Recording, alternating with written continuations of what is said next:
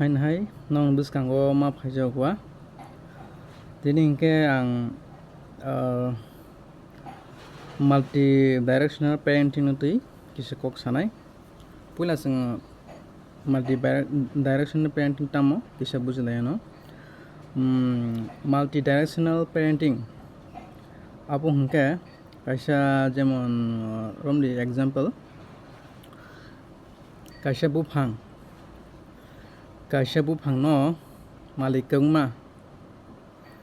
masa khe sao tui hinangnai ne tui manglu tei masa khe sao bono satung se nango satungo tongnai rio satung tonio tamo khe sao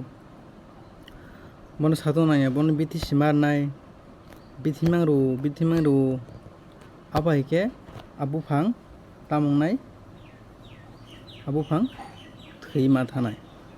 same mohaino chini borok ni aro bohaino mahai chwng borok cherai khoroksa no maknai maktham guide khaio chini chaijona guide khaio bupha sao hai buma sao hai boni dado chwng sao hai boni kaka sao hai